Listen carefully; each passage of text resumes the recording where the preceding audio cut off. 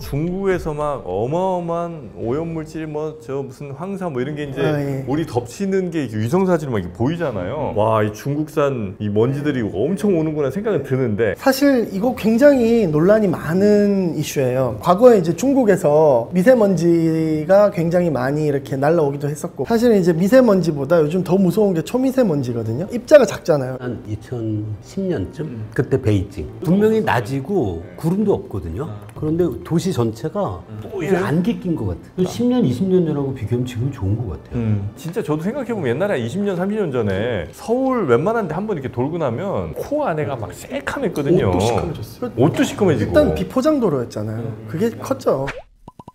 흥미로운 과학 이야기 더욱 재밌게 전해드리겠습니다. 과학을 보다 정영진입니다. 세종대학교에서 은하를 연구하는 천문학자 우주먼지 지웅배입니다. 성균관대학교 물리학과에서 일하는 통계물리학자 김범준입니다. 부경대학교에서 학생들에게 기후와 날씨를 가르치는 김백민입니다. 성균관대학교에서 반도체와 에너지를 연구하고 있는 권석철입니다. 오늘은 먼저 과학을 보다 카페에 올라온 흥미로운 질문들 몇 개만 좀 소화하고 넘어가도록 하겠습니다. 아주 재밌는 질문인데, 철봉에 매달릴 때 철봉의 높이랑 매달린 힘과는 전혀 무관하냐, 이런 질문이 있어요. 그러니까 운동장에 있는 철봉에 매달릴 때 드는 힘, 그 다음에 한 지상에서 100m 위에 철봉이 있는데 거기에 매달린 힘 똑같습니까? 정확한 답을 듣고 싶으신 건가요? 아니면 정확한 답을 하면 철봉이 높잖아요. 그러면 지구 중심으로부터의 거리가 멀어지잖아요. 예. 그럼 지구 중력이 작아지죠. 그럼 위에 있는 게 더 쉬운 네, 거예요? 그래야 되는데 100m 차이로는 의미가 없고. 큰 의미 없습니다. 뭐 근데 물어보실 질문은 아마도 보통 놀이터에 있는 철봉이니까 뭐 1m와 2m 차이 정도를 묻는 것이라면 예.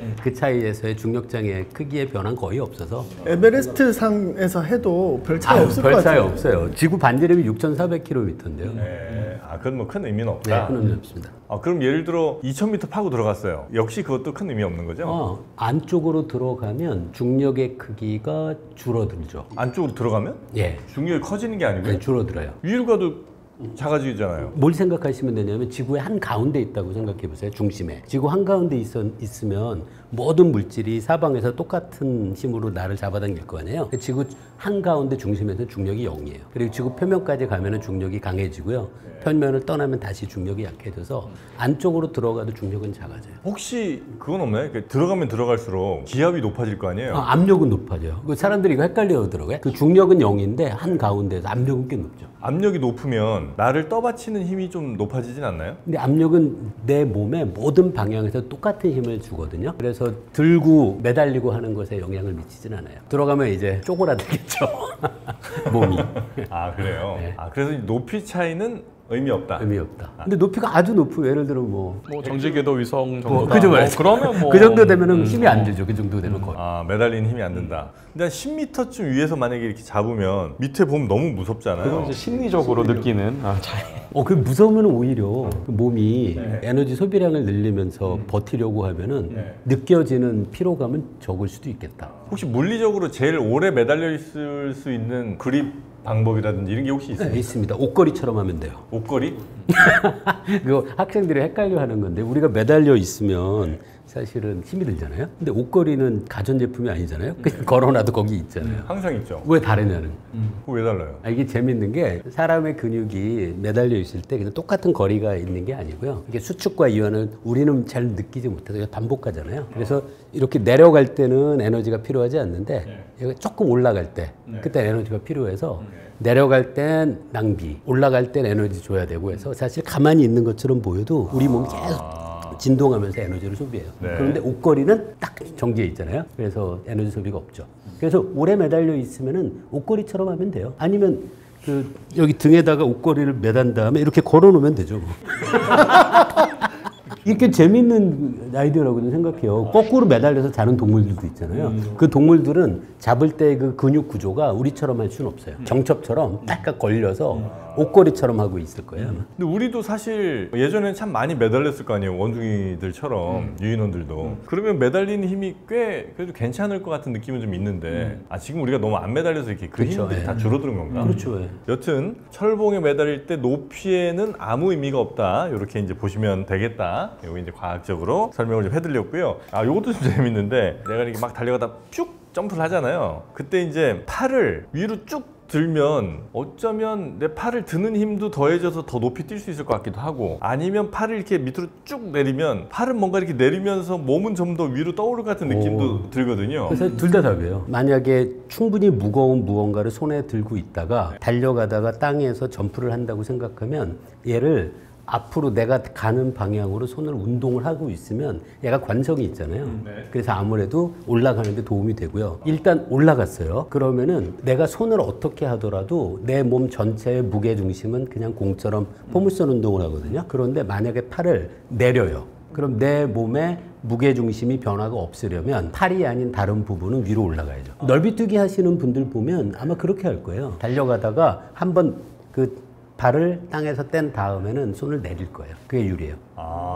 그 뛸 때는 좀 손을 위로 했다가 예, 이렇게 해서 이렇게 할 것 같아요. 언뜻 생각하면 그런데 그렇게 뛰나요, 진짜? 올라갔을 때 팔을 쭉 내리면 네. 아마 몸의 무게중심이 약간 더 무게 중심은 그대로 있는데 팔이 내려가니까 팔을 뺀 다른 질량은 올라가는 거죠. 그러니까 조금 더 올라가는 네. 효과는 있을 수 있겠다. 제가 생각해 본 건 그런데요. 어떤 것 같아요? 그렇게 되는 것 같아요? 보통 그냥 뭐 저희가 무게중심 아까 말씀하셨는데 무게중심만 따지는 것도 있고 저희가 토크도 좀 생각해 볼 수 있는 것 같은데 팔은 회전 운동할 수 있거든요. 그래서 이제 저희가 팔을 위로 올리기 위해서는 이제 뒤로 먼저 빼잖아요. 그다음에 이제 이렇게 올리잖아요. 그럴 때 저희가 이미 이제 토크를 바닥에다 주고 있다고 생각해요. 그래서 올라가는 순간 반작용으로 조금 더 이득은 볼 수 있을 것 같습니다. 양팔을 그러면 같이 해야 하는 게 더 이득이군요. 네, 그렇습니다. 왜냐하면 밸런스가 깨지면 어느 한쪽으로 운동량을 손해 볼 테니까. 그래서 이제 위로 같이 올리고, 그래서 아까 멀리뛰기 선수들이 이 폼을 얘기를 할 때 달려가는 모습을 보시는데 팔의 동작을 보시면 굉장히 흥미로울 거예요. 왜냐하면 그게 제가 스포츠 역사를 본 적이 있는데 팔의 운동도 나중에 굉장히 정교해지더라고요. 최대한 이 모멘텀과 무게 중심의 예술을 만든 거예요. 포물선 운동을 하는 건 피할 수 없으니 최대한 조금이라도 무게 중심을 좀 더 위로 올려서 채공 시간을 늘려보자. 저도 갑자기 생각이 났는데 달리다가 발을 딛고 점프하려고 이렇게 굽히잖아요. 굽힐 때는 팔을 내려야 될 것 같고 이렇게 쭉 펴잖아요. 펼 때는 팔을 올려야 될 것 같아요. 그래야 맞아요. 우리가 운동량이 질량 중심이 낮아졌다가 높아지면서 시간에 따른 운동량의 변화가 최대의 힘을 받는 거니까 도약을 훨씬 더 세게 받을 수 있을 것 같아요. 그 공중에 뜬 다음에는 팔을 내리는 공중을 뜬 다음에는 내려야 팔을 내리는 교수님 말씀이 맞는 것 그래서 같고. 그게 생각보다 그 생각할 게 많아요. 그거를 스포츠 과학에서 최적화를 하겠네요. 저 궁금하네. 그러면 주먹이 무거운 사람이 유리한가? 그럴 수도. 근데 주먹이 무거워지면 질량이 늘어나니까 그러니까 쇠공을 안고 있는 느낌이겠죠. 손에 하나씩. 같은 질량 하에서 주먹만 큰 사람이 유리하겠네요. 그러네. 몸무게는 똑같은데 주먹이 큰 사람. 그렇죠. 막 축구 선수들 보면은 팔 길이, 특히 이제 골키퍼 같은 선수들은 점프력이 중요하니까 팔 길이에 따라서 점프력이 다르다 뭐 이런 이야기들이 있었거든요. 팔 길이에 따라? 네, 팔이 길면은 에너지의 변화를 줄 수 있는 정도가 클 수 있다. 무게 중심의 변동 범위가 커지니까. 그러니까요. 네. 그럴 것 같아요. 그럴 수 있네요. 그럴 수 있네요. 왜 올림픽도 좀 고지대에서 할 때 기록 좀 잘 나오는 거 있지 않아요? 예를 들면 뭐 멕시코 시티나 이런데 그거는 이제 공기 밀도가 살짝 차이 나서 네. 공기 저항을 그만큼 아주 살짝 덜 봐서 달리기 같은 거 할 때. 그 있잖아요. 콜로라도 로키스 홈런이 제일 많이 나오는 공장이죠. 홈런 공장이잖아요. 투수들의 무덤. 공기 밀도가 좀 희박해서 타자들이 쳤다 그러면 다 홈런. 맞습니다.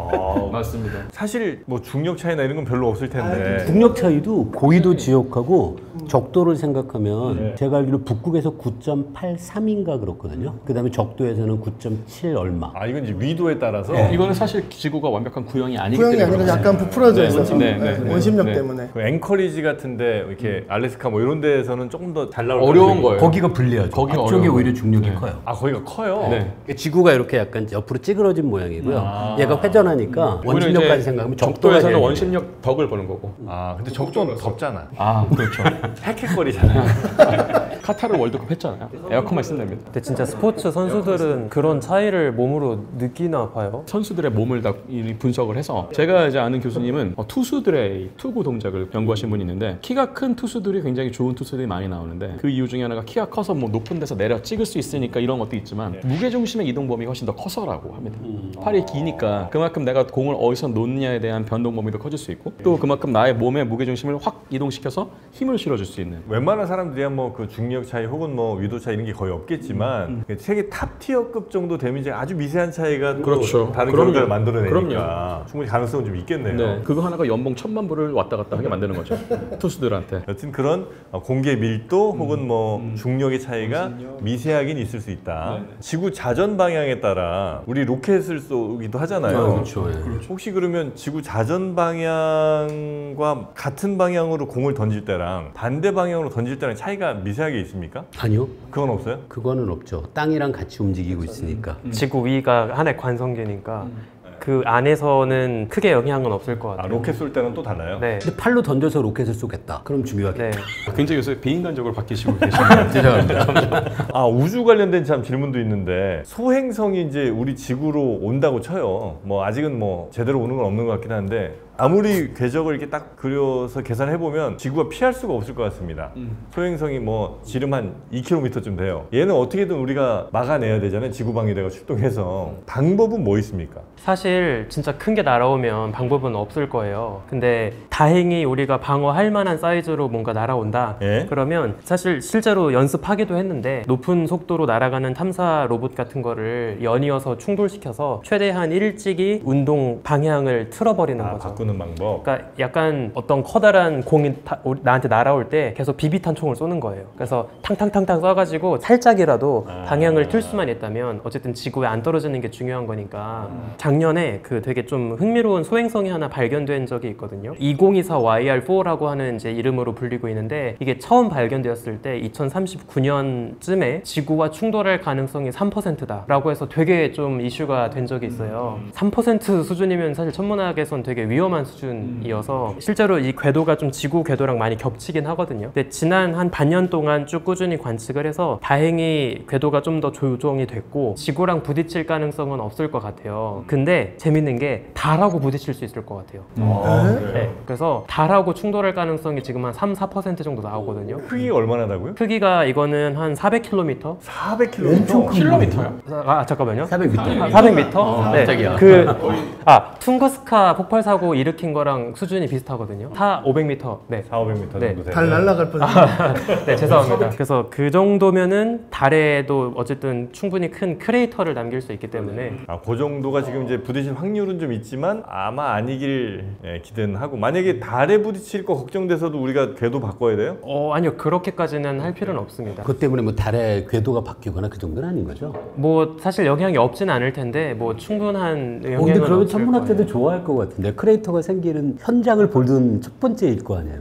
사실 그래서 이번에 이 소행성이 보고되고 일부 천문학자들은 오히려 이거를 탐사 기회로 노리기도 해요. 소행성이 와주는 거잖아요. 그렇죠.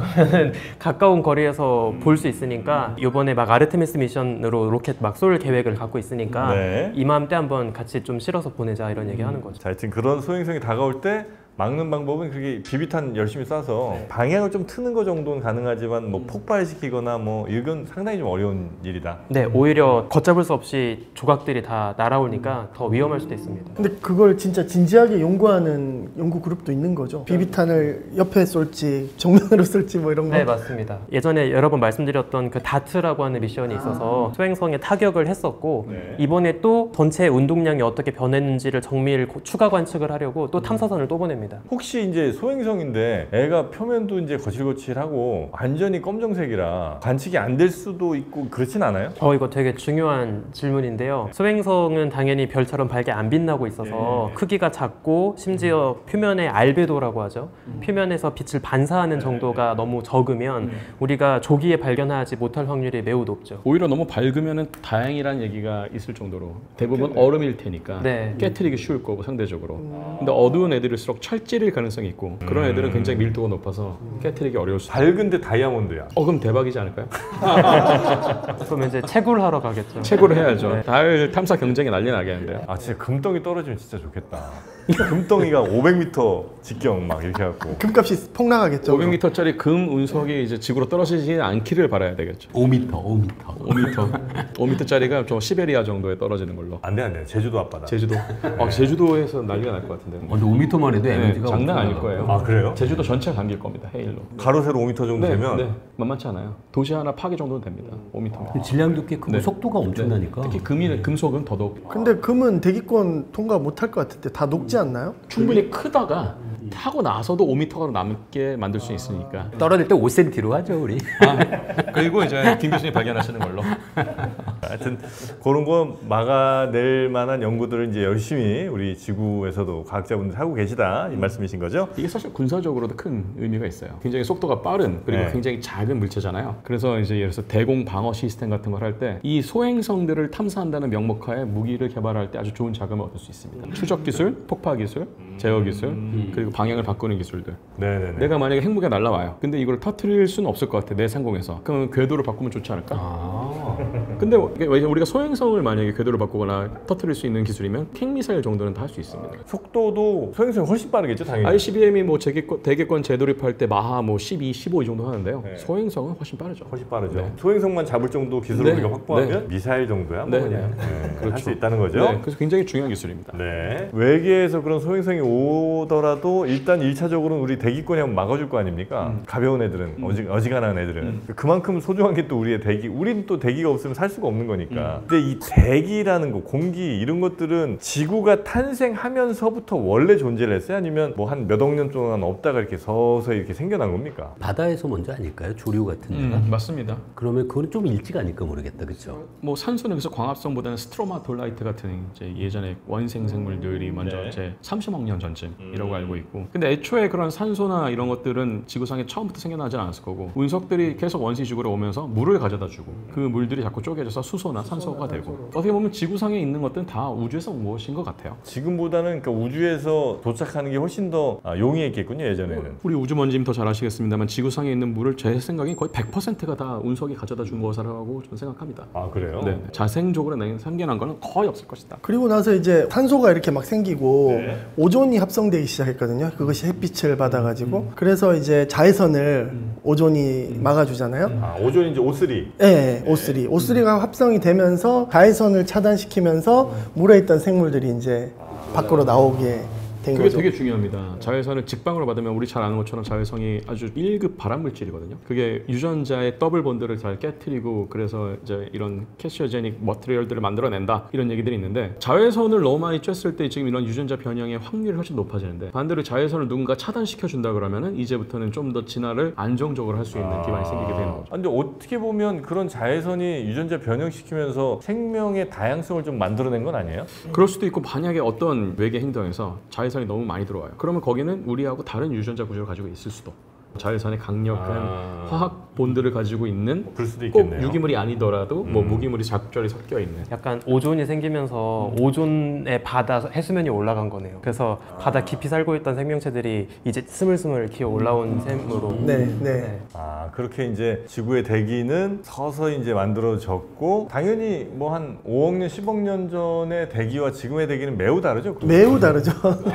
대충 네. 한 뭐 10억 년 전에 대충 어떠했습니까 그때? 10억 년 전에만 해도 네. 산소가 매우 희박했을 것 같아요. 산소가 지금보다 훨씬 네. 희박해요. 예. 대기의 구성이 달라지는 거예요? 아니면 대기의 총 양 자체도 지금과 예전이 많이 다릅니까? 구성 자체가 굉장히 다른 거죠. 구성은 매우 다르고. 지금 뭐 질소가 78%, 산소가 20%, 뭐 그 정도지만 지금 이산화탄소가 0.04%잖아요. 네. 근데 그 당시에는 굉장히 이산화탄소가 가득 차 있는 그런 행성이었던 거예요. 멀리 갈 것 없이 금성이 지금 딱 그 모양이에요. 금성이요? 네. 이산화탄소가 너무 가득해서 온실 효과 때문에 너무 뜨거워졌어요. 그럼 금성도 한 5억 년, 10억 년 있다가 우리처럼 살기 좋아질 수도 있을까요? 그럴 수도 있지만 지구보다 태양에 더 가까이 있어서 그것도 장담 못 하겠습니다. 근데 그것도 골디락스 존이라고 하더라고요. 네. 금성도 포함이 됩니다, 사실. 골디락스 존 안에 금성, 지구, 화성 정도는 들어와 있거든요. 근데 금성에서는 파지티브 피드백이라고 하나요? 이제 폭증을 하고 있어서 온실 효과가 걷잡을 수 없이 벌어지고 있는 거죠. 근데 금성에는 왜 물이 없죠? 아, 이게 되게 재밌는 이야기가 일부 천문학자들의 조사에 따르면 금성도 옛날에는 물이 있었지 않았을까 이야기를 하기도 해요. 지표에 있는 물은 다 다 증발할 데가 없을 겁니다. 너무 뜨거워서 지표 표면이 400도가 넘으니까. 네네네. 산소 농도가 지금보다 높아지면 잠깐 뭐 전에 한번 얘기해 주신 것 같긴 한데 막 산불 같은 것도 많이 날 수 있다면서요? 그렇죠. 산소가 농도가 짙어지면. 뭐 번개 한 번에 예를 들어서 뭐 20번 쳐야지 한 번 나던 산불이 이제 10번에 한 번, 5번에 한 번. 예. 이런 식으로 바뀔 수 있는 거죠.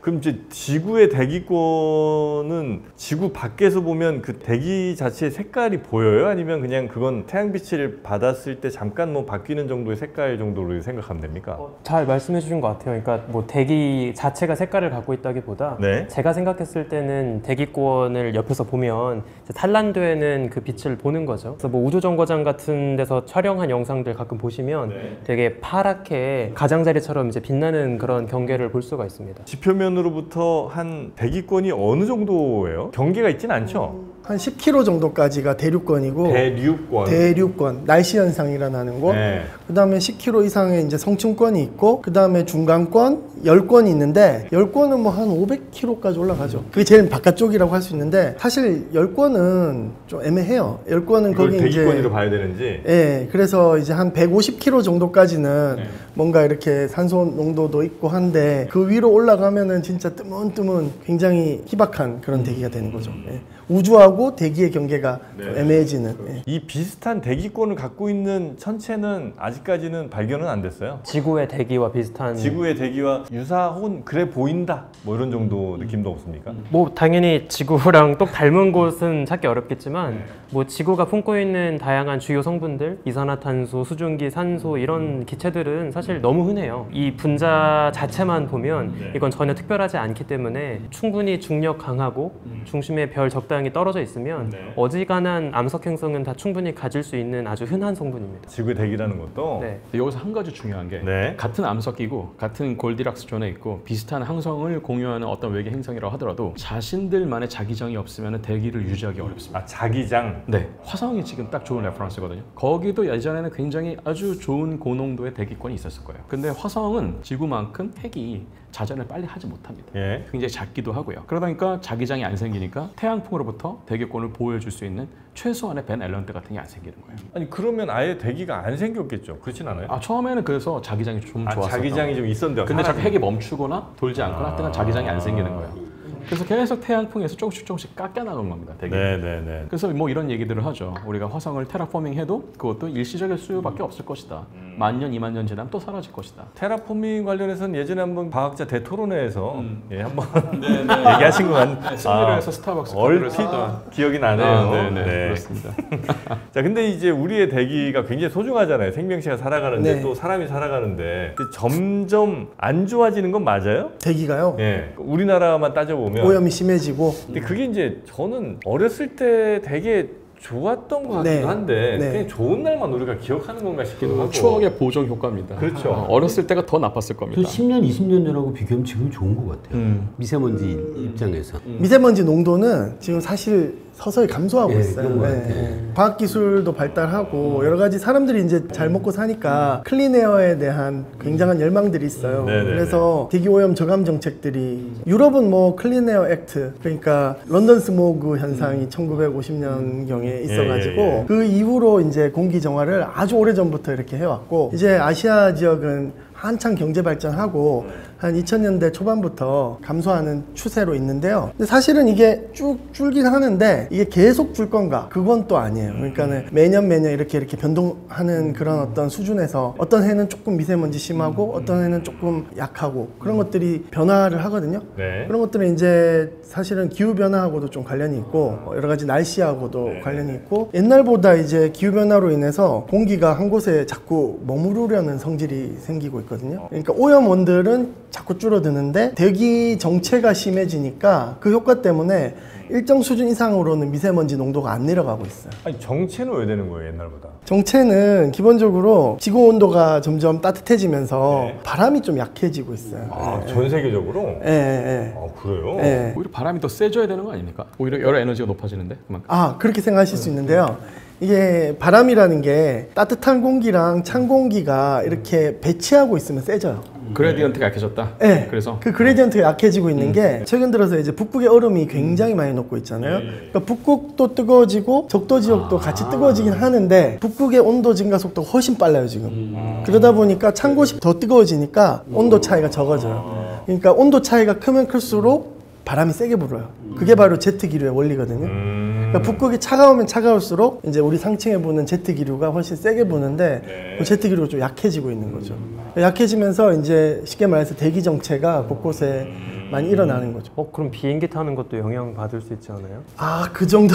그 정도는 아니에요. 그 정도는 아니고. 우리나라에서 최근에 막 산불이 일어나고 그럴 때 네. 기후 위기 때문에 바람이 강해져서 그렇다는 얘기도 들었던 것 같거든요. 보통 이게 우리나라 산불이 날 때 강풍의 영향을 많이 받잖아요. 네. 그때 잘 나오는 이야기가 남고 북저 패턴, 기압계 패턴이 또 발생했구나. 그러면 이제 우리 기상학자들은 야, 이거 바람 엄청 세게 불겠다라는 생각하거든요. 왜냐하면 이제 저기압 같은 경우에는 반시계 방향으로 흐름이 있고요. 고기압은 시계 방향으로 이런 흐름이 있으니까 경계에서? 그 경계에서 바람이 엄청 세지거든요. 아, 고기압인 경우에는 시계 방향으로 네. 돌아요. 네. 그리고 저기압은 반시계 방향으로 방향으로 돌아요. 돌아요. 바람이? 네. 태엽처럼. 나가면서 네. 코리올리 힘으로 오른쪽으로 네. 휘니까 네. 고기압에서 나갈 땐 이렇게 들어오고 아, 들어올 때는 이렇게 들어올 들어오고. 때는 그 교수님께서 말씀하신 거가 저도 옛날에 공부했던 거를 잠깐 떠올려 보니까 생각이 좀 나는 것 같은데 기압이 높은 쪽에 있고 낮은 쪽에 있으면 기압은 이렇게 작용하지만 동시에 코리올리 힘이 작용을 하니까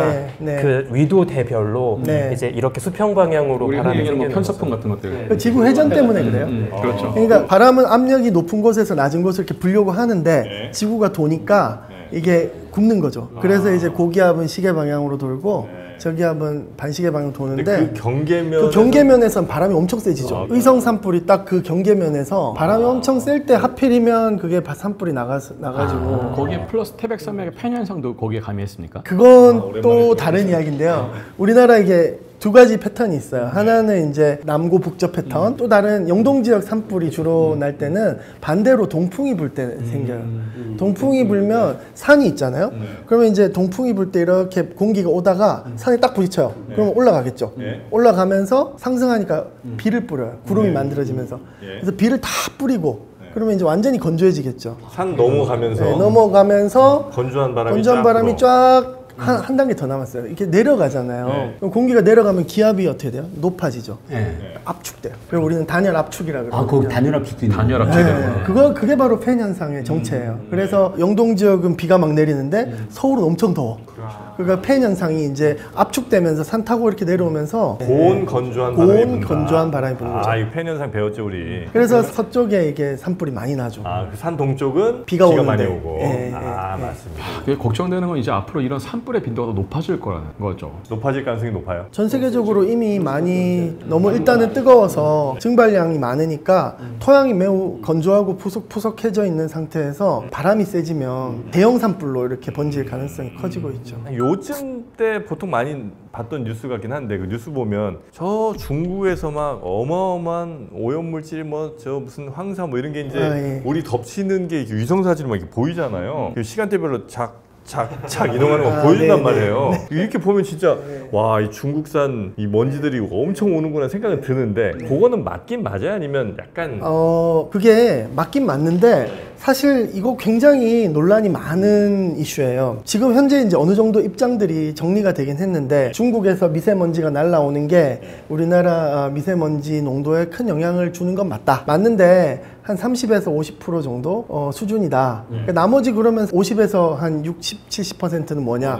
국내에서 화력발전소에서 나오는 미세먼지 그리고 자동차에서 나오는 그 배출되는 네네, 배가스들. 질소산화물 이런 것들이 굉장히 중요하고 일상적으로 우리가 미세먼지 농도를 좀 높여주는 요인들은 국내 요인이 더 큰 거죠. 그러다가 한 번씩 이벤트들이 중국에서 오는 미세먼지들이 이제 바람을 타고 딱 우리나라로 방향이 맞아 떨어질 때 그때 이제 고농도가 확 올라가는 거죠. 특히 뭐 황사는 100%죠. 중국계.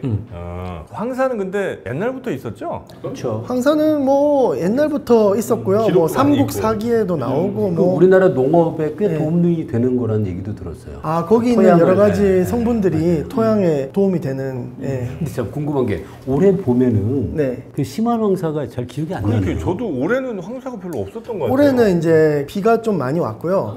황사가 몇 번 있긴 있었습니다. 그래도 이벤트들이. 아, 그래요? 네네. 잘 근데 기억을 예전에는 못해서 굉장히 그렇지. 심했던 것 같아요. 네, 차에 막 그 먼지 잔뜩 앉아가고 네, 비한 네. 번 오면 막 어우. 예, 예. 황사 빈도가 그렇게 많이 줄진 않았어요. 계속 나타나고 있는데 과거에 이제 중국에서 미세먼지가 굉장히 많이 이렇게 날라오기도 했었고 근데 중국이 요즘 굉장히 공기가 그쵸, 많이 깨끗해졌거든요. 아, 중국이? 네네. 아, 중국도 신경 많이 쓰는군요. 네네네. 하긴 신경 예, 써야지, 예. 우리도. 중국이 한 2010년 정도를 기점으로 석탄 화력 발전 비중이 굉장히 낮아지고 낮아지고 아, 있어요. 그래요? 네. 황사가 있는 저쪽 서쪽 지역에 나름 조림 사업을 열심히 하기도 아, 하고. 그래요? 네. 해야 돼. 그게 뭐 꼭 우리나라를 배려해서기보다는 자국의 국민들의 건강을 또 챙겨야 되니까. 주로 우리나라 황사 들어올 때는 중국이라기보다 이제 몽골의 고비 사막이라는 데가 있거든요. 거기서 많이 들어오는데 거기도 조림 사업이 최근 들어 굉장히 한국 많이 되고 기업들이 있어요. 진출해서 네. 하고 있습니다. 아, 조림 사업을? 예, 예. 그게 도움이 되는 거군요. 조림 도움이 사업이. 된다고 저는 얘기를 들었어요. 예, 예. 어떻게 보면 굉장히 먼 거리에 심는 방품림이죠. 그래서 이제 과거보다는 확실히 그냥 체감으로는 확실히 네. 황사가 좀 덜 오는 것 같은 느낌인데 여전히 뭐 오고 있는 이벤트는 여전히 있다. 네네네. 황사에 여러 오염물질이 붙어서 오는 것도 맞아요, 근데? 섞여서 올 때도 많죠. 그러니까 우리가 보통 미세먼지 기준을 나눌 때 초미세먼지하고 그냥 미세먼지가 있거든요. 네. PM 2.5 공기 정화기에 다 있어서 좀 아실 것 같은데 그 PM 2.5라는 게 2.5 마이크로미터라는 걸 말하는 거거든요. 입자 직경이 2.5 마이크로미터보다 작으면 초미세먼지, 그 10 마이크로미터보다 작으면 그냥 미세먼지. 그러는데 황사는 일반적으로는 10 마이크로미터보다 조금 커요. 그런데 그거보다 작은 것도 있어요. 그래서 그냥 미세먼지하고 황사하고 구별이 안 될 때가 많아요. 예전에는 중국에서 미세먼지랑 황사가 한꺼번에 이렇게 봄철에 많이 네네네. 들어왔었고요. 지금은 조금 덜한 것 같습니다. 그래요. 그도 한 가지 재밌는 것 중에 하나는 이게 보통 저희가 황사나 미세먼지 구분할 때 뭐 사이즈 가지고 얘기하잖아요. 이 사이즈가 딱 굉장히 절묘한 게 한 1에서 10마이크로 정도 사이에서 빛에 산란되는 그 방식이 좀 바뀝니다. 예를 들어서 이제 입자가 충분히 작다. 그럼 저희가 보통 산란도 레일리 산란 같은 얘기를 많이 하거든요. 무슨 산란이요? 레일리 산란이라는 레일리. 얘기를 합니다. 입자가 빛의 파장보다 충분히 작은 뭐 예를 들어서 우리 대기권에서 우리가 봤을 때 하늘이 파랗잖아요. 네. 이런 건 다 레일리 산란인 거예요. 그런데 아, 그러면 네. 아주 작은 미세먼지도 쭉 있을 때 그냥 하늘이 네. 파랗게 보여요? 그런 것들은 그래서 파란색인데도 불구하고 미세먼지 입자가 농도가 작을 높은 때. 거죠. 예, 예. 근데 이제 황사처럼 수마이크로 정도다. 그럼 이것들은 이제 가시광하고 비슷하거나 좀 크잖아요. 네. 이런 것들은 미산란이라고 합니다. 근데 네. 이게 아름다운 미자가 아니고 MIE라 그래서 이거를 처음 이제 공식화한 학자 이름을 딴 건데요. 이런 경우에는 이 산란을 하는 이 빛의 파장이 입자의 크기에 의존을 하게 됩니다. 예를 들어서 그래서 아까 탐보라 화산 작가 얘기하셨잖아요. 아마 탐보라 화산이 터졌을 때 그 대기는 좀 보라색이거나 분홍색이었을 가능성이 높아요. 이게 미세먼지가 정말 PM 10짜리냐 아니냐를 봤을 때 네. 대기권의 이 색깔만 보더라도 어느 정도는 유출할 수 있을 거예요. 그 절규라는 뭉크의 그림 보면 하늘이 약간 좀 뻘겋고 보라색이 뭐 이런 게 맞아요. 있지 않습니까? 네. 그게 바로 그 화산 영향이 탐보라 아닌가. 때인가? 탐보라 때라고 진짜요? 저는 알고 네, 있는데 저도 그런 얘기 들었던 것 같아요. 예술과 과학을 이렇게 또 연결합니다. 그 생각 전혀 그때 못했네요. 전 세계적으로 화려한 석양들을 굉장히 많이 그렇지 관측했다고 않아도 하더라고요. 예 뭉크가 살던 북유럽은 그렇지 않아도 해가 짧은데 얼마나 더 우울해졌겠습니까? 아유, 네. 그렇습니다. 네. 아, 그래서 이제 석양 색깔도 엄청 예쁘게 막 나오는 건 사실 그 먼지가 많은 거군요. 그렇죠. 사실 그렇죠. 갑자기 그게 생각나. 모네가 살았을 때도 약간 그때쯤 아닌가요? 근데 뭔가 대기 오염 심하고 이제 막 석탄 화력 발전 증기가 뭐 그럴 가능성이 많아지고 높습니다. 대기가 되게 안 좋았던 거죠. 네. 그래서 다 뿌옇게 보였던 거예요. 저는 모네가 눈이 나빠서 그렇게 그랬다 생각했는데 애초에 그냥 공기가 그야말로 더러워서. 우리가 또 이제 이 기후변화하고 연관시켜서 생각해 볼 수 있는 게 사실은 이제 미세먼지보다 요즘 더 무서운 게 초미세먼지거든요. 입자가 작잖아요. 입자가 작으니까 우리 몸에 들어갔을 때 굉장히 나쁜 영향을 많이 주는데 이 초미세먼지들은 대기가 약간 수증기가 많을 때 좀 이렇게 더 활성화되거든요. 수증기가 많을 때. 예, 이게 광화학 반응들 통해서 만들어지는 거라 가지고 발전소라든지 뭐 자동차 배기가스들이 기체 형태로 이산화황이라든지 뭐 질소산화물 형태로 나오면 이게 이제 약간 습한 환경에서 염으로 변해요. 염? 염기. 그래서 액체라든지 약간의 고체 비슷한 이런 형태로 아주 미세한 파티클들이 되거든요. 예. 그러기 위해서는 약간의 상대 습도가 높거나 좀 습한 환경이 좋은데 기후변화 때문에 작년에 여름에 열대야 엄청 났죠. 예. 예. 바닷물에서 증발이 많이 일어나고 있거든요. 이런 것들 때문에 초미세 농도가 중국이라든지 우리나라가 이제 점점 석탄 화력을 쓰지 않기 때문에 줄어들고 있는데도 뭔가 광화학 반응은 점점 활성화되는 경향이 있어가지고 오존도 그렇고요. 요즘은 그 미세먼지보다도 오존주의보 이런 것들이 굉장히 중요시 되거든요. 보건 쪽에서. 그런 것들도 이제 기후변화에 따라 온도가 증가되면 그런 광화학 반응이 더 활성화될 수 있어가지고 사실 기후변화랑 어떤 대기 오염이랑 이런 것들이 굉장히 밀접하게 지금 맞물려 돌아가고 있어요. 초미세먼지가 되게 위험한 진짜 실제 사례 중에 하나가 요리 좋아하시는 분들 기름 뭐 튀기고 이런 거 좋아하시잖아요. 고등어 굽지 말라고 그랬죠. 그렇죠. 근데 이제 뭐 그것도 있는데요. 네. 기름이 굉장히 마이크로 사이즈로 아주 이게 에어로졸 비슷하게 나오는 경우가 있는데 그걸 흡입을 했을 경우 이게 사실 폐 오래 쌓이면 폐암을 일으킬 수 있습니다. 요리하시는 분들이 그래서 항상 후드를 웬만하면 틀고 하시고 급식 노동자분들 중에 폐암 걸린 경우가 좀 있는데 담배도 안 피웠는데 이런 영향이 있을 가능성이 높습니다. 그런 것들을 활성탄소라 그러거든요. 그 활성탄소가 이제 굉장히 우리 몸에 안 좋은데 이런 것들도 온도가 높아지거나 광화학 반응을 많이 하거든요. 그러면 오존 농도가 높아지거나 그럼 그렇게 돼가지고 치킨집에서 이렇게 튀기시는 분들도 굉장히 이거 그래서 위험하겠네요. 정말 마스크 방독면 거의 방독면급은 아니지만 어쨌든 충분히 작은 필터 사이즈를 가지고 있는 마스크를 쓰고 하시는 게 좋을 것 근데 같아요. 이제 워낙 그 화기가 있어서 좀 더우니까 또 이거 버릇이거든요. 그렇지만 본인의 호흡기 건강을 위해서라도 사실 우리 가정에서 나오는 그런 그 활성탄소 되게 많아요. 그러니까 지금 아까 말씀하셨듯이 고등어를 굽는다든지 약간 삼겹살 구워 먹는다든지 이런 것들이 사실 건강에는 그렇게 좋지 않은 거예요. 아, 그래요? 네. 저는 이제 구워서 주는 걸 좋아하는데 구운 사람이 제일 위험하네 그러면. 야외에서 바베큐 하는 게 제일 좋을 수도 있어요. 좀 이렇게 개방된 곳에서 바람이 해야죠. 있어요. 또 잘 익었나 이렇게 보려면 이렇게 막 앞에서 이렇게 해야 되잖아요. 네. 아, 그럼 굉장히 위험하군요. 네, 생각보다 위험합니다. 호흡기에는.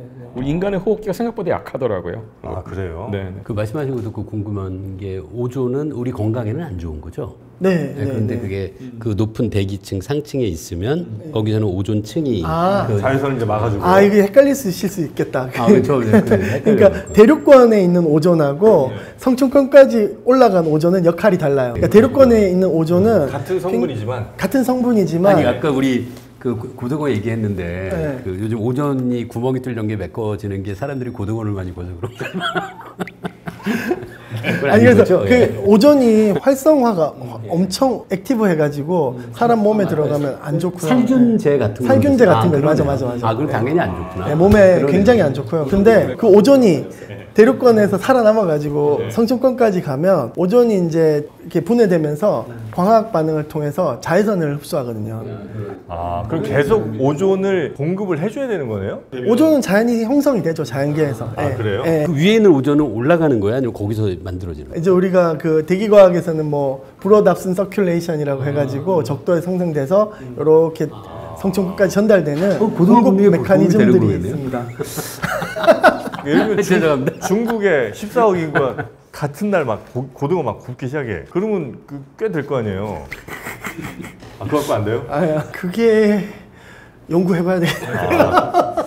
위에 있을 때랑 아래에 있을 때 완전히 다르네요. 다릅니다. 하여튼 인간이 흡입하면 굉장히 위험한 거고. 네, 그렇죠. 네. 방금 되게 이상한 상상을 했습니다. 또? 화성에 테라포밍을 할 때 오존층을 만들기 위해서 이제 화성에 정착한 우주인들이 열심히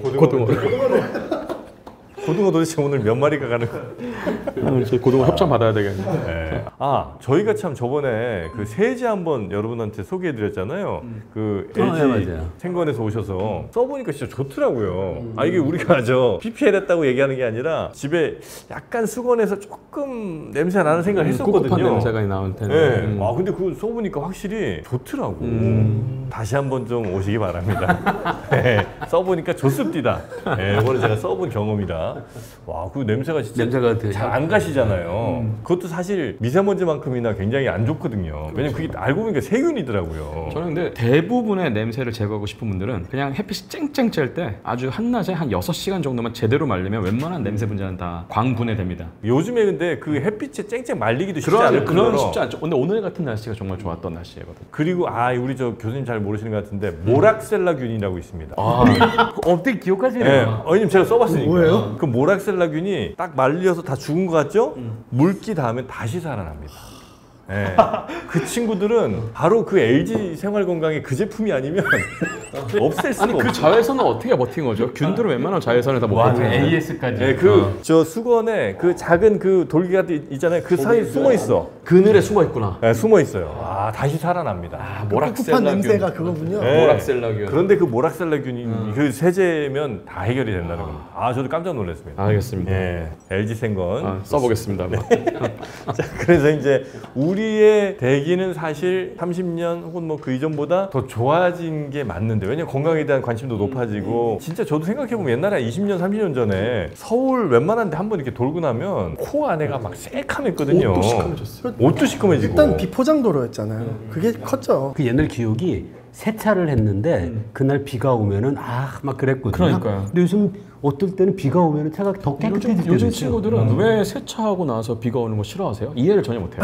아, 그래요? 요즘 젊은 친구들은. 옛날에는 정말 심각했는데. 다들 이제 옛날에는 세차하고 나서 비가 오면 망했다. 세차비 날렸다. 이렇게 그 생각했는데. 옷도 이렇게 비 맞으면 여기 뭐 이렇게 먼지 같은 게 나중에 이렇게 젖었다 마르면 말라갖고 뭐가 자국이 남죠. 네. 커피링 이펙트가 있었죠. 자연적인 커피링 이펙트가 있었죠. 확실히 좋아졌어요. 맞아요. 좋아졌어. 확실히. 근데 이제 워낙 뭐 미디어 같은 데서도 이제 위기 너무 자주 보도해서. 공기가 더 안 좋아진 것처럼 얘기하지만 그게 제가 데이터를 보면 2010년 정도부터 변곡점이 있어요. 저도 그 데이터 네. 본 것 같습니다. 그때부터 쭉 이렇게 해서 지금은 이제 어떤 특정 수준에서 정체돼 있는 그 정도, 더 좋아지지도 나빠지지도. 저는 한 가지 사회적인 실험을 해볼 수 있는 것 중에 하나가 중국이 지금 전 세계에서 가장 빠르게 태양광 보급률이 높거든요. 그래서 그만큼 석탄 화력 발전을 이제 안 할 거예요. 그럼 정말 중국발에서 아까 30-40% 정도 나온다고 그랬었잖아요. 이게 장기적으로는 10에서 20%까지 줄어들 겁니다. 더 줄어들겠죠. 네. 네. 그러면은 이제 정말로 공기질이 정말 깨끗해지는지, 특히나 PM 2.5에서 14가 얼마큼 줄어드는지 우리가 중국에서도 굉장히 관심이 많아요. 얼마나 이게 줄 수 있을까? 그래서 이제 이 데이터를 한번 정말 보자. 전력이 이 정도로 대체가 됐을 경우에 석탄 화력을 우리가 이만큼 안 쓰게 되면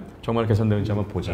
자연적인 실험 지금 진행되고 있는 거예요. 혹시 여러분이 알고 계신 뭐 웬만한 도시들 가운데 그럼 가보신 데도 좋고 그냥 알고 계신 데도 좋은데 정말 여기 공기, 여기 대기는 와 살기 너무 힘들다는 데가 어디 있습니까? 저는 멕시코 시티인가? 거기가 되게 안 좋다는 얘기는 들었거든요. 왜냐면 거기 분지처럼 이렇게 돼 있어서 공기가 뭐 못 빠져나간다 이런 얘기를 유명하죠. 유명하죠. 그쵸, 거기 안 좋죠. 거기하고 이제 가보진 않았는데 인도의 뭄바이가 굉장히 악명이 높습니다. 아 뭄바이. 네네. 저는 예전에 한 2010년쯤 그때 베이징. 그때는 2008년에 가셨어야 되는데. 해가 그때 딱 올림픽일 때는 딱 모든 거 분명히 멈췄었거든요. 낮이고 구름도 없거든요. 그런데 도시 전체가 안개 낀 것 같아. 옛날 런던이 그랬을 거 아니에요? 그런 그죠? 것 같아. 저 최악이었어요. 제가 갔던 데보다는 안 심했을 거예요. 몽골의 울란바토르. 아 맞아 거기 좀 공기 안 좋다는 얘기. 장난 아니에요. 거기 네. 또 나라 자체가 약간 분지잖아요. 아니 맞아요. 분지에다가 나무 뗄감으로 지금도 지금도요? 난방을 해요. 심지어 소똥으로도 하잖아요. 네, 소똥으로도 하고 하니까 그 말똥으로도 울란바토르 분지에 공기가 갇혀가지고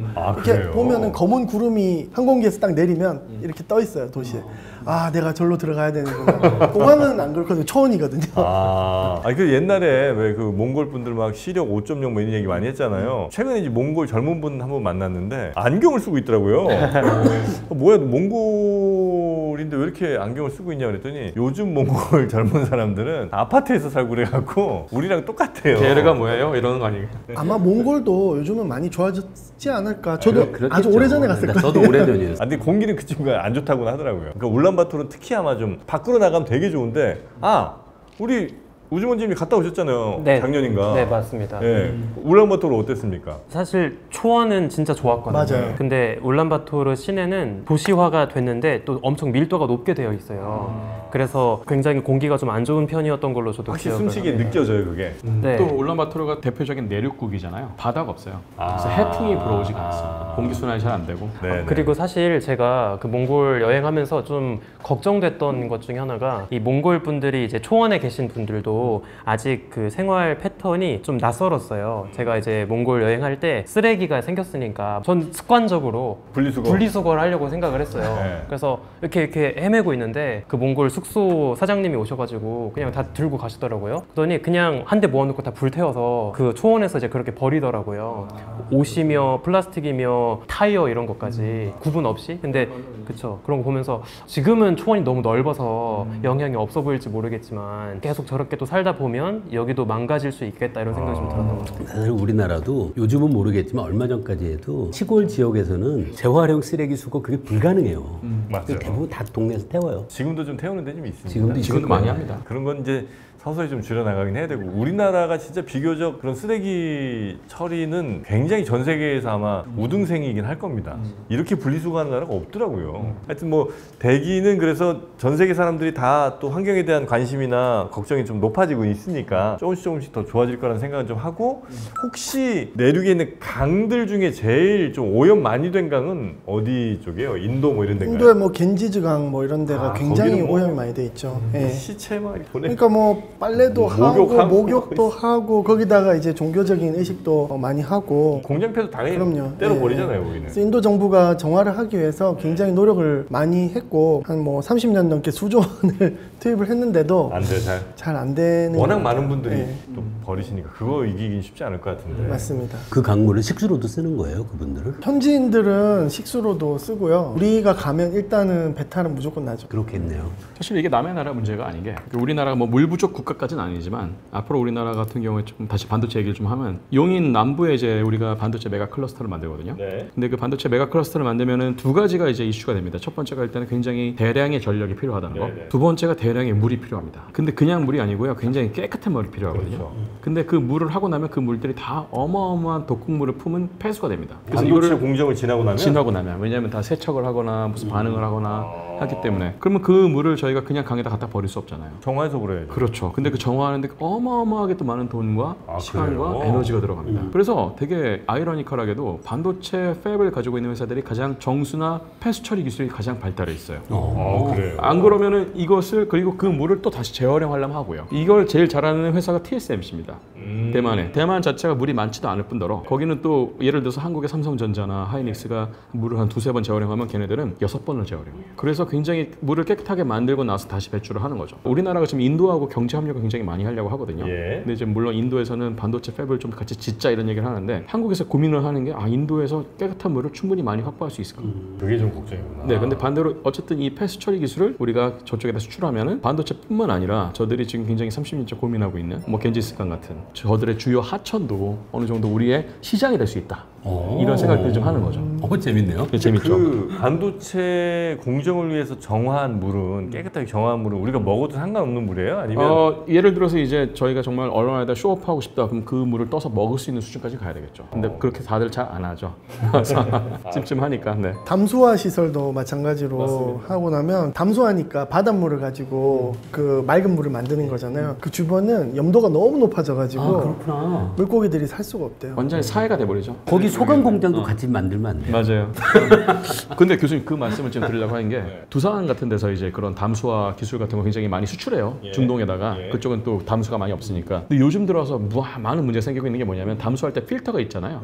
염만 많이 생기는 게 아니고 마이크로 플라스틱들이 걸리기 시작해요. 와. 걔네들이 필터를 막기 시작해요. 근데 마이크로 플라스틱 농도가 80년대, 90년대부터 갑자기 치솟기 시작했대요. 근데 그때부터 플라스틱을 많이 버린 게 아니고 그 이전부터 버렸던 플라스틱들이 충분히 아까 분해가 돼서 몇십 년이 걸려서 마이크로 플라스틱을 만들기 시작한 건데 사람들이 걱정하는 거예요. 그러면 그 동안에 우리가 더 많이 버렸는데 얘네들이 분해가 돼서 나오기 시작하는 10년, 20년, 그렇죠. 50년. 2040년대가 되면 난리가 나겠다는 생각이 드는 거예요. 그래서 담수화를 했는데 그 물 속에도 이미 플라스틱이 있고 걸러냈는데 마치 아까 우리 미세먼지 10이냐 2.5냐 얘기할 때도 마이크로 플라스틱도 10이냐 2.5냐 이런 얘기를 하거든요. 네. 근데 필터를 다 막으니까 금방 또 교체를 해야 돼요. 필터를 계속 훨씬 더 교체해야 많은 에너지가 들고 비용도 훨씬 더 들고. 많은 비용이 들고 그 정도까지 이 마이크로 플라스틱이 또 문제가 전 세계를 다 돌아다녀요. 맞아요. 예. 그리고 얘네들이 물고기들이 또 먹어요. 물고기 안에 또 농축이 돼요. 그걸 또 사람이 먹어요. 그러니까 버린 나라만 그 피해를 입는 게 아니라 모두가 지금 피해를 입습니다. 우리나라에서 이게 버리거나 일본에서 버리면 표층해류가 이렇게 태평양에 따라서 이렇게 한 바퀴 태평양에 따라서 돌죠. 한 바퀴를 돌거든요. 그러니까 이제 미국 서부 해안에서 이렇게 발견되고 거기서 이제 약간 해류가 약해지는 곳에 이렇게 좀 소용돌이를 만들면서 미세먼지 산이 만들어지죠. 바다에. 북태평양에 가면 텍사스만한 섬이 있는 거 아십니까? 근데 그 섬이 플라스틱 쓰레기로 이루어진 맞아요. 그런 섬들이 만들어져요. 근데 그건 어떻게 지금 우리가 처리를 못 하고 있는 거예요? 그래서 꾸준히 수거들을 하는데 수거를 하면 그거보다 더 많은 쓰레기가 생기고 누가 그렇게 버리는 거예요? 우리가요. 일단은 우리 지구 사람들이 네. 국제 무역을 하는데 대부분 다 해상 운송을 해요. 근데 해상 운송을 하면서 어마어마한 양의 쓰레기가 일단 버려집니다. 그리고 그 해상 운송을 하면서 그들이 부업을 하는 게 뭐냐면 쓰레기를 실어줘요, 일부러. 그 다음에 갖다 버려요, 먼 바다에다가. 아, 그런 일을 해요? 그런 일도 합니다. 예를 들어서. 그리고 상당히 많은 부분이 폐어구에서 많이 나온다고 하더라고요. 아, 폐하고 그것도 진짜 심각. 폐 어구가 사실 더 큰 문제입니다. 솔직히 말씀드리면. 그런데 이제 어업에 종사하시는 분들 그걸 또 안 쓸 수는 없으니까. 또 기술이 없는 게 아니에요. 예를 들어서 생분해성이고 마이크로플라스틱이 안 되고 뭐 예를 들어서 환경에 부담이 없는 소재로 만들 수 있거든요. 그리고 오래 못 가겠죠. 그러니까 이제 훨씬 더 싼 제품을 쓰다 보니까 그 문제가 잘 해결이 안 되는 경향이 있습니다. 하여튼 김병민 교수님만 오시면 그냥 나라 이게 지구 걱정하다 끝나요, 맨날. 교수님만 오시면 그래서 희망적인 얘기 없습니다. 결론은 항상 우리 막 반성하게 되고. 어쨌든 뭐 중요한 건 이게 이제 지금 온도 올라가는 그런 것만 걱정할 게 아니에요. 이거 미세 플라스틱도 결국에는 우리가 뭘 봐야 되냐면 우리의 삶이 지구에서의 삶이 지속 가능한지를 먼저 생각을 해야 되는 거죠. 네. 다시 한번 저희 반성하겠습니다. 같이 하시죠. 반성하고 오늘도 지구 걱정에 또 다른 생각은 나질 않습니다. 김병민 교수님, 네. 다음 주에는 한번 좀 지구 걱정 안 하면서 좀 마무리할 수 있게 좀 부탁드리겠습니다. 네, 한번 노력해 보겠습니다. 뭔가 희망적인 얘기를 들고 와야 되겠네요. 뭔가 네. 지구에 제가 큰 잘못을 맨날 하는 것 같아요. 교수님만 뵈면. 네, 더 이상 우울하게 만들어드리면 안 될 것 같습니다. 알겠습니다. 다음 주에도 잘 좀 부탁드리면서 오늘은 여기서 여러분께 인사드리도록 하겠습니다. 함께해 주신 여러분 고맙습니다. 감사합니다.